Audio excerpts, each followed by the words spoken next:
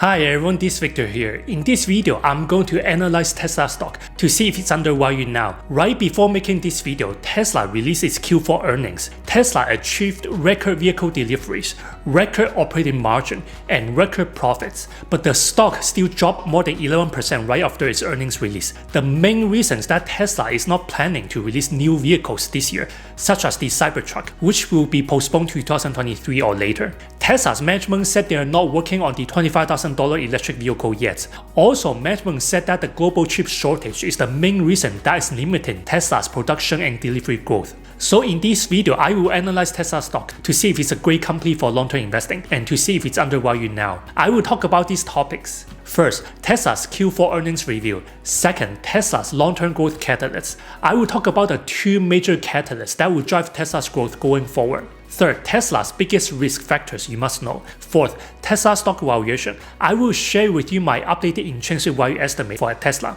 And fifth, will I buy Tesla stock? If you like this video, make sure to hit the like button, subscribe, and turn on the notification button. I will continue to make many excellent stock analysis and investing videos a week that will help you become a great investor. Also, if you like the channel and want to support it, check out my Patreon blog in the video description and become a premium member. Our goal is to help all our members grow their stock portfolios to over 7 figures over time. With their support, we'll be able to stay independent, hire other outstanding analysts to cover different stocks, and create many excellent stock analysis and investing videos a week that will help you become a great investor. The link is in the video description. Take a look, let's start. Before talking about Tesla's long-term growth catalyst, its biggest risk and Tesla stock valuation, I want to share with you the most important highlights from Tesla's Q4 earnings. In the recent Q4 quarter, Tesla achieved another record vehicle deliveries, record revenues, record operating margin, and record profit. Tesla delivered 308,650 vehicles compared to 180,667 vehicle deliveries in the same quarter last year.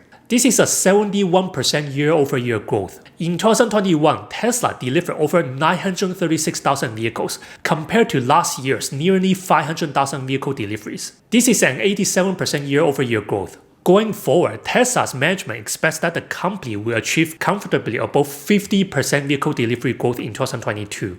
This means we can expect Tesla will have more than 1.4 million vehicle deliveries in 2022. Most of the vehicles will still be Model 3 and Model Y. According to management, Tesla will not be releasing new vehicles such as the Cybertruck in 2022. The Cybertruck will be delayed to 2023 or later. Instead, Tesla will focus on increasing the production of Model 3 and Model Y in its existing Fremont factory and Shanghai factory. Tesla will also focus on ramping its productions in the upcoming Austin, Texas factory and Berlin factory. Tesla's management said the semiconductor chip shortage was the biggest factor that had limited Tesla's factories from running at full capacity in Q4. The supply chain issues will continue throughout 2022. If you look at this here, you can see Tesla earns the most revenues from selling EVs. Tesla's energy and storage business is not profitable yet. Tesla earns the most revenues from selling Model 3 and Model Y because they are much more affordable than Model S and Model X. In the recent Q4 quarter, Tesla's total revenues grew 65% year-over-year, its free cash flow grew 49% year-over-year,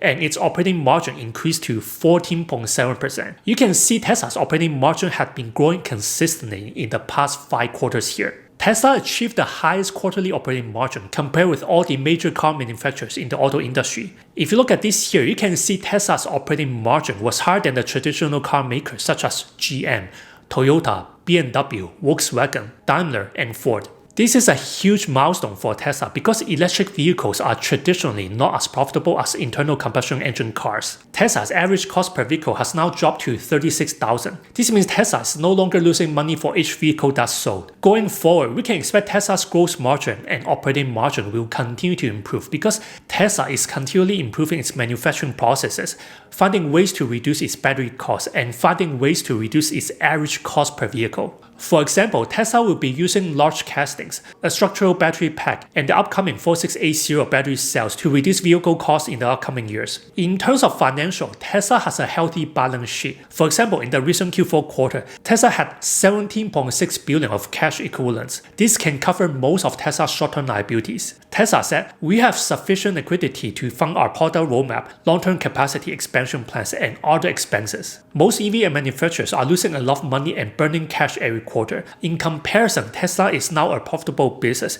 and generates positive cash flows almost every quarter. For example, on a trailing 12-month basis, you can see Tesla had consistent operating cash flow and cash flow growth almost every quarter between 2019 and 2021. Tesla's consistent cash flow growth is mainly driven by Tesla's vehicle delivery growth every quarter. When it comes to investing, we have to be forward-looking. So let's talk about Tesla's long-term growth catalyst first before we talk about Tesla's biggest risk and Tesla's stock valuation. I believe Tesla's most important long-term growth catalyst is ramping up production for Model 3, Model Y, and the upcoming Cybertruck. Model 3 and Model Y are the main products that are driving Tesla's revenue growth every quarter. As of now, the demand for Tesla Model 3 and Model Y far exceeds the supply. For example, if you want to buy a Model 3, you will likely need to wait for at least 3 to 6 months for vehicle delivery. Chip shortage is the biggest reason that is causing Tesla to delay its vehicle deliveries. Going forward, I believe the Model 3, Model Y, and the upcoming Cybertruck will still be the most important products that will drive Tesla's revenue growth because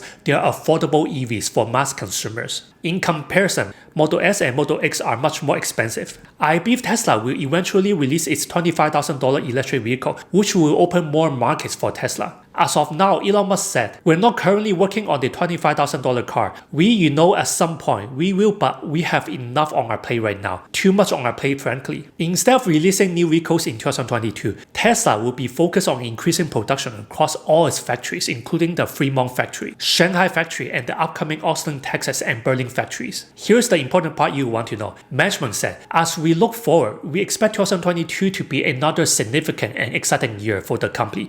We continue to drive for vehicle volume growth at or above 50%, as Elon mentioned, and our plans show that this is actually achievable with just our Fremont and Shanghai factories." After a successful 2021, our focus shifts to the future. We aim to increase our production as quickly as we can, not only through ramping production at new factories in Austin, Texas, and Berlin, but also by maximizing output from our established factories in Fremont and Shanghai. We believe competitiveness in the EV market will be determined by the ability to add capacity across the supply chain and ramp production. According to management, Tesla's Fremont and Shanghai factories are actually enough to achieve 50% vehicle delivery growth in 2022.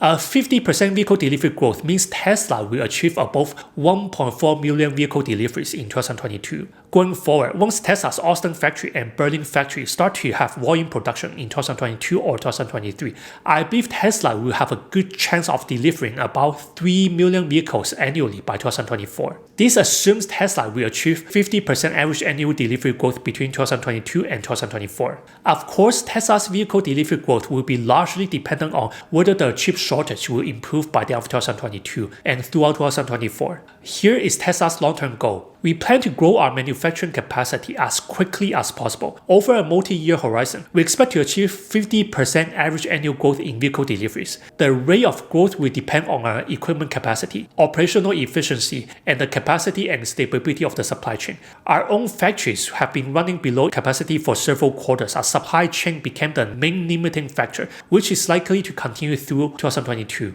Based on my personal experience driving a Tesla Model 3 performance every day, I believe Tesla's EVs are far ahead of competitors when it comes to vision-based autonomous driving, battery tech, manufacturing processes, and how well Tesla's software is integrated with Tesla's hardware. Personally, I believe it's the integration between Tesla's hardware, which is the car, and its software that makes Tesla Model 3 and Model Y very easy to drive. Tesla's maintenance is also much lower than most internal combustion engine cars. I believe Tesla's biggest competitive advantage is its manufacturing process, specifically its factories around the world. Based on what I know, it's not hard for most car manufacturers to design their own electric vehicles and to produce 10,000 electric vehicles a year. However, it's much harder to scale the production to produce 1 million electric vehicles a year. The biggest problem with electric vehicle production is reducing the cost per vehicle. The battery is always the biggest cost for electric vehicles. In the beginning, most car manufacturers will lose a lot of money manufacturing EVs because the cost is much higher for electric vehicles. Most of these companies have not achieved economies of scale to make EVs yet. At the time of making this video, Tesla has achieved large economies of scale to manufacture EVs. For example, Tesla already achieved an annualized production run rate of 1.22 million in Q4 2021.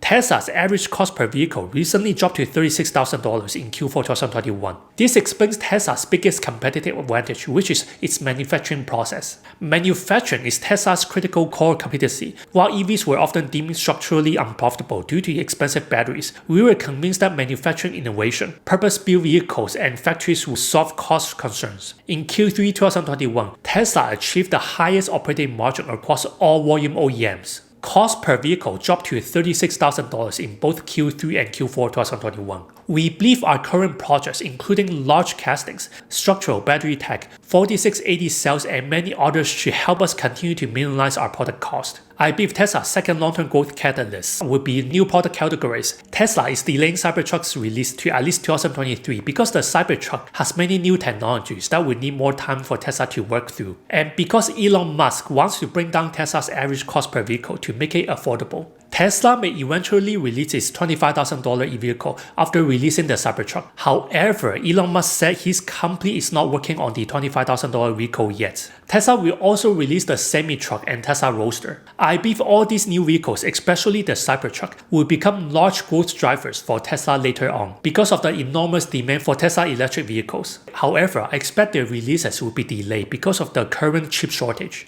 There are two other important categories I want to talk about here. The first is Tesla's full self-driving FSD service, which will lead to robo-taxi service. Elon Musk said this in the recent earnings call. So over time, we think full self-driving will become the most important source of profitability for Tesla. And I think we're completely confident at this point that it will be achieved. And my personal guess is that we'll achieve full self-driving this year with data safety levels significantly greater than the present. So the cars in the fleet essentially become self-driving by a software update.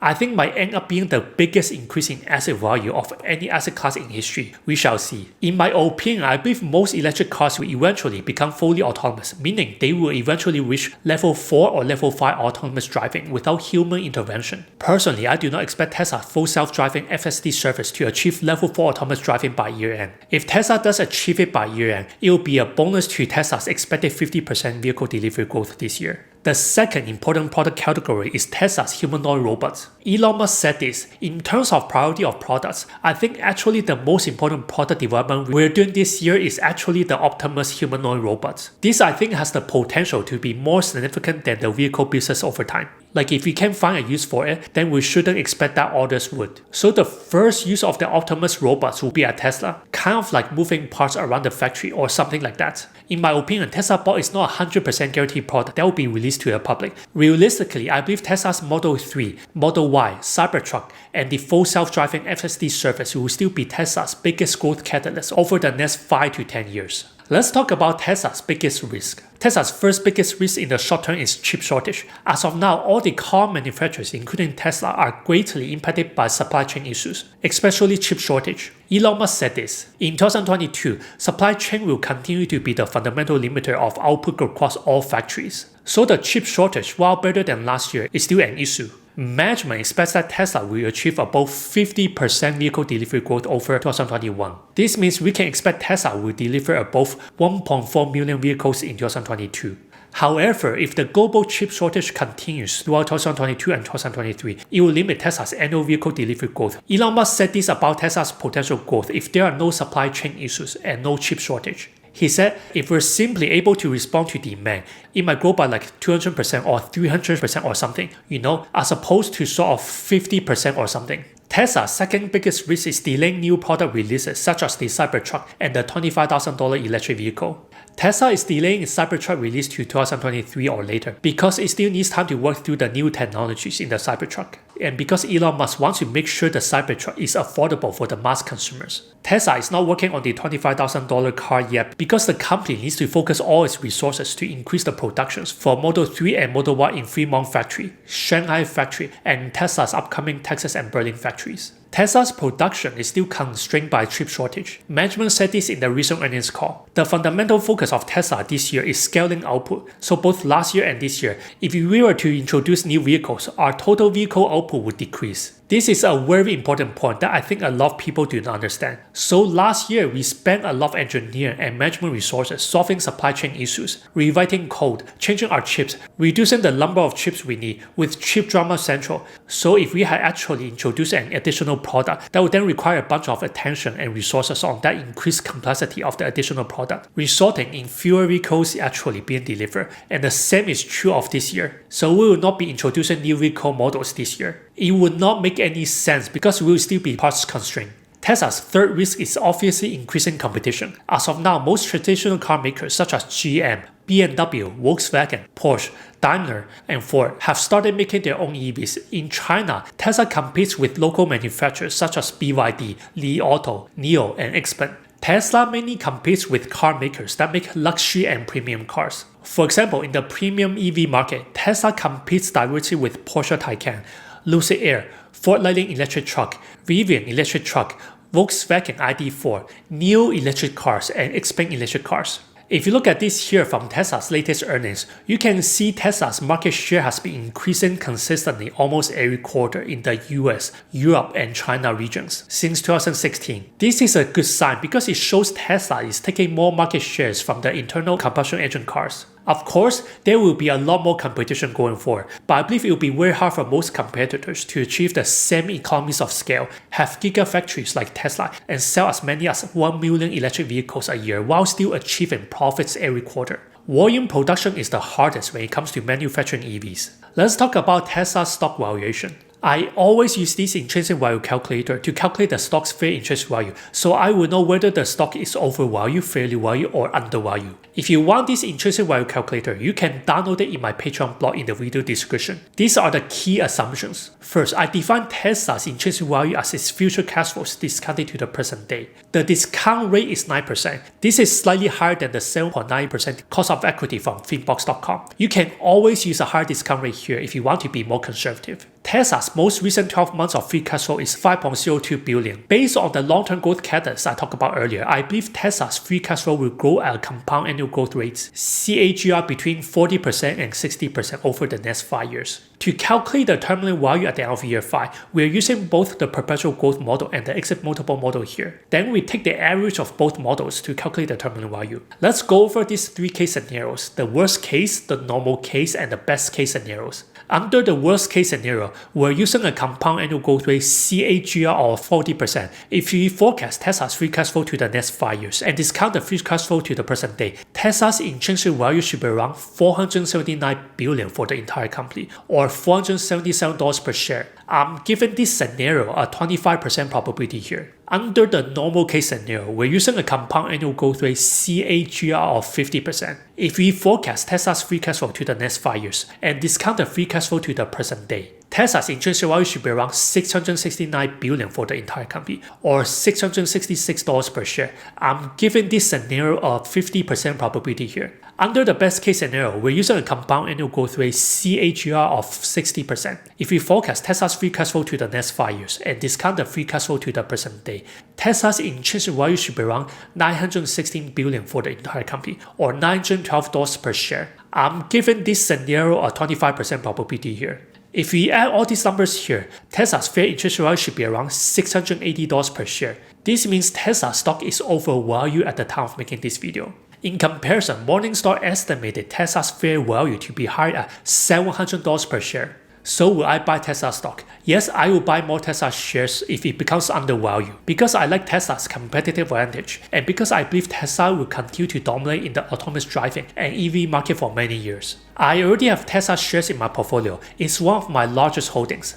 My plan is to buy more Tesla shares once it becomes undervalued and drops below my fair intrinsic value estimate. Based on my estimate, I believe Tesla stock's fair intrinsic value is around $680 per share. I will update Tesla's fair intrinsic value every quarter after it releases its quarterly earnings. If you want Tesla's latest intrinsic value estimate, you can download it in my Patreon blog in the video description. Now, all these estimates and analysis are only my opinions based on my research. They are not financial advice. Make sure you always do your research and do your extra due diligence first before investing in anything. It's important to always invest in what you know. If you like this video, make sure to hit the like button, subscribe, and turn on the notification button. I will continue to make many excellent stock analysis and investing videos every week that will help you become a great investor. Also, if you like this channel and want to support it, check out my Patreon blog in the video description and become a premium member. Our goal is to help all our members grow their stock portfolios to over 7 figures over time. With your support, we will be able to stay independent, hire other outstanding analysts to cover different stocks, and create many excellent stock analysis and investing videos every week that will help you become a great investor. The link is in the video description. Thank you for watching this video and supporting our channel. This is Victor from the Intelligent Investor channel, and I will see you in the next video.